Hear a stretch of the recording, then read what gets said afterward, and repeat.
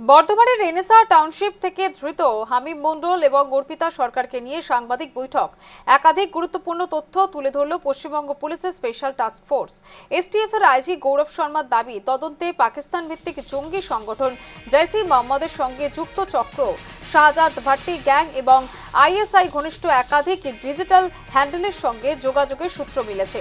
STF এর দাবি রয়েছে, ধৃতদের মূল দায়িত্ব ছিল রাজ্যের মুখ্যমন্ত্রীর গতিবিধি পর্যবেক্ষণ, কোথায় নিরাপত্তা তুলনামূলক কম থাকে সেই তথ্য সংগ্রহ করা এবং একাধিক ভিআইপি ব্যক্তিকে টার্গেট করে ষড়যন্ত্রের পরিকল্পনা করা।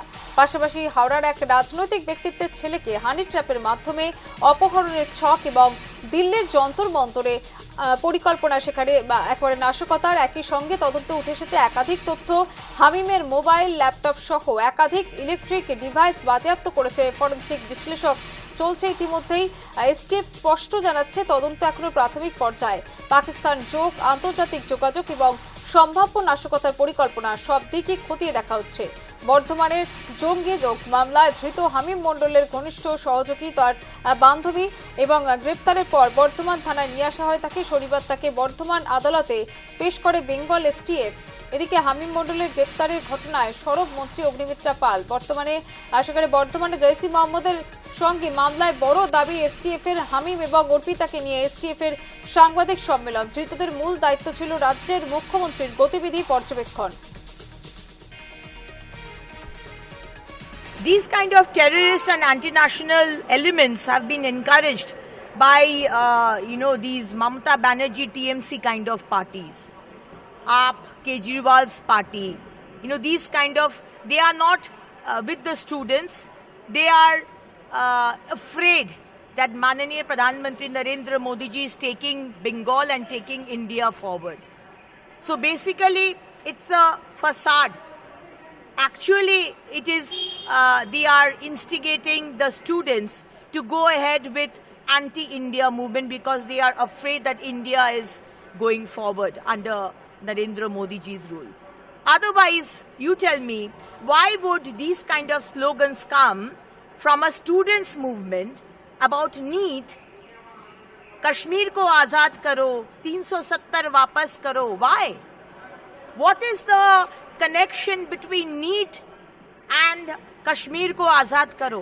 That is very clear that outside external forces are there behind these parties and they want to destabilize our country, and we are not going to allow that. We are with the students, but on the facade of a student issue, if you think you are going to induct terrorists and destabilize our country, we will not allow that. Definitely not. আমাদের কাছে একটা intelligence input এসেছিল যে আমাদের একজন senior politician আছেন হাওড়ার, ওনাকে এক্সটর্ট করার এবং ওনার ছেলেরকে হানি ট্র্যাপ করে এবং কিডন্যাপ করার একটা ছকে আছে, একটা প্ল্যানিং আছে, কোনো একটা অর্গানাইজেশন এর মধ্যে যুক্ত আছে। তো সেই ইনপুটকে ওয়ার্কআউট করার সময় আমরা দেখলাম কি ওকে ইনপুটকে ট্র্যাক করছিলাম আমরা, তখন আমরা পেলাম কি কিছুটা একটা অ্যাক্টিভিটি, সাসপিশিয়াস অ্যাক্টিভিটি দেখলাম। সাহেবগঞ্জ থেকে একটা হ্যান্ডেল আছে, সে এর মধ্যে এঙ্গেজড আছে। তো সেই হ্যান্ডেল যে আছে তাকে আমরা ট্র্যাক করতে আরম্ভ করলাম। সেই হ্যান্ডেল ছিল একজন ছিলেন অর্পিতা সরকার, তার নামে। তো আমরা সেই অ্যাক্টিভিটি ট্র্যাক করলাম, সঙ্গে সঙ্গে আমরা সিকিউর করলাম যে টার্গেট যে ছেলে ছিল তাকে, এবং লোকাল পুলিশকে অ্যালার্ট করলাম। হামিম মন্ডলকে যখন আমরা কাস্টাডিতে নিলাম তখন ইন্টারোগেশন করে তারপরে অনেকটা আমাদের টেকনিক্যাল অ্যানালিসিস করে আমরা কয়েকটা জিনিস খুব সিরিয়াস জানতে পারলাম। প্রথমে কি কয়েকটা হ্যান্ডেল আছে যেটা যাদের সঙ্গে হামিমের খুব ক্লোজ ইন্টারাকশন চলছে।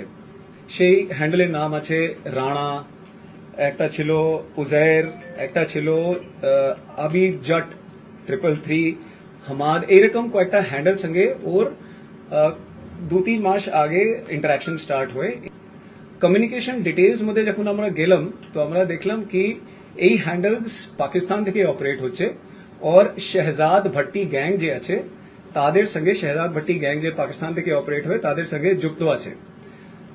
যখন আমরা এর অল ডিটেলস ভেরিফাই করতে আরম্ভ করলাম তখন আমরা দেখলাম এই হ্যান্ডেলস গুলো খুবই র্যাডিক্যাল প্রপাগান্ডার মধ্যে ইনভলভ আছে আর এরা চেষ্টা করছে কিছু ইউথকে টার্গেট করার থ্রু র্যাডিক্যাল প্রপাগান্ডা যাতে কিছু সাবভার্সিভ অ্যাক্টিভিটিস কে ওরা কিছু কমপ্লিট করতে পারে আঞ্জাম দিতে পারে তো সেই পরিপ্রেক্ষিতে হামিম মন্ডল ওদের সঙ্গে অ্যাসোসিয়েট হয় আর হামিম মন্ডলের মাধ্যমে ওরা কয়েকটা যা আমরা এখনো পর্যন্ত যে আমাদের তদন্ত মধ্যে জানতে পেরেছি কয়েকটা সিরিয়াস রেভেলেশন আমাদের সামনে এসছে আমাদের যে অনারেবল চিফ মিনিস্টার আছেন রাজ্যের ওনাকেও টার্গেট করার এর মধ্যে প্ল্যানিং ছিল আমরা দেখলাম কি কমিউনিকেশন প্যাটার্ন মধ্যে আমরা জানতে পারলাম কি হামিম মন্ডলকে টাস্ক দেওয়া হয়েছিল কি ওনার কিছু মুভমেন্টস স্টাডি করতে এবং কিছু যদি আনগার্ডেড টার্গেটেড যেখানে হতে পারে সেই মুভমেন্টস গুলো রিভিল করতে আর এর উপরে আমরা একটা কমিউনিকেশন প্যাটার্ন দেখলাম আর সাথে সাথে আমরা এটাও দেখলাম কি